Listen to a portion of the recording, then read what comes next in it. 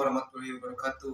Perkenalkan, nama saya Kelvin Ciswanto dari PJKR 1B NIM 21024137. Di sini saya akan menjelaskan tentang perkembangan bahasa Indonesia dari dulu sampai sekarang, pemakaian saat ini, pemakaian IED, dan bagaimana penggunaan kalimat efektif dalam interformal. Bahasa Indonesia dilahir pada tanggal 28 Oktober 1928. Pada saat itu, para pemuda dari berbagai pelosok Nusantara berkumpul dalam kewerapatan pemuda dan berkira 1. Bertumpah darah yang satu, tanah Indonesia, berbangsa yang satu, bangsa Indonesia, dan 3. Menjunjung bahasa persatuan bahasa Indonesia, ikrar pada pemuda. Ini dikenal dengan nama Sumpah Pemuda. Unsur yang ketiga dari Sumpah Pemuda merupakan pernyataan tekad bahwa bahasa Indonesia merupakan bahasa persatuan bangsa Indonesia. Pada tahun 1928, itulah bahasa Indonesia dikukuhkan kedudukannya sebagai bahasa nasional. Bahasa Indonesia dinyatakan kedudukannya sebagai bahasa negara pada tanggal 18 Agustus 1945.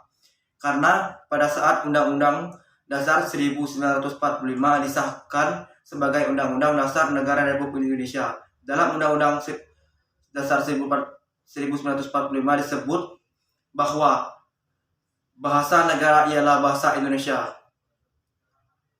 Keputusan Kongres Bahasa Indonesia 2 tahun 1954 di Medan antara lain menyatakan bahwa bahasa Indonesia berasal dari bahasa Melayu. Bahasa Indonesia tumbuh berkembang dari bahasa Melayu yang sejak zaman dulu sudah digunakan sebagai bahasa perhubungan. Liboa Franske. Bukan hanya di Kepulauan Nusantara, melainkan juga hampir di seluruh Asia Tenggara.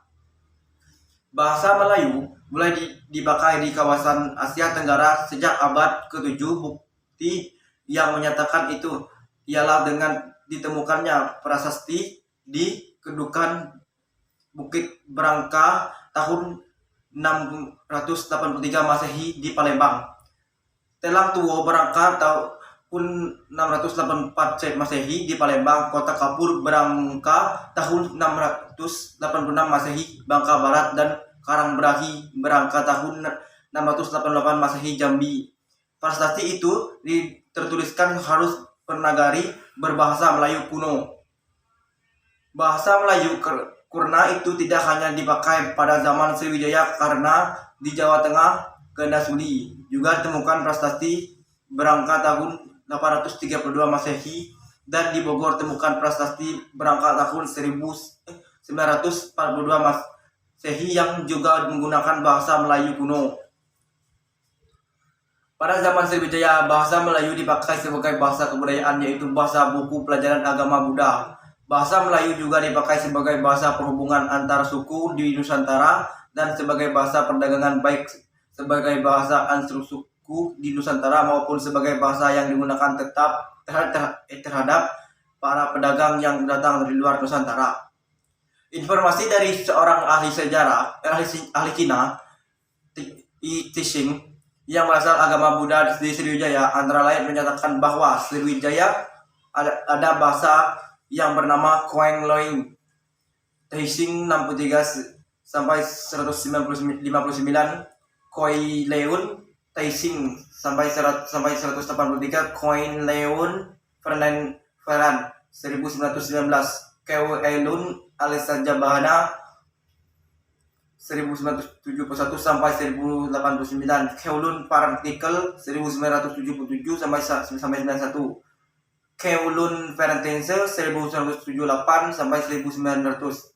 Yang didamping dengan Sanskerta. Yang dimaksud Koen Leun adalah bahasa berhubungan Lingua Franca di Kepulauan Nusantara, yaitu bahasa Melayu. Perkembangan dan pertumbuhan bahasa Melayu tampak makin jelas dari peninggalan kerajaan Islam, baik yang berupa batu tertulis seperti tulisan pada batu nisan di Mea 7 Aceh Barangka tahun 1380 Masehi, maupun hasil sastra abad ke-16 sampai abad ke-17 seperti syair Hamzah Pansuzi, hikayat raja-raja Pasai, sejarah Melayu Tajusalitin, dan Bustan Susalatin.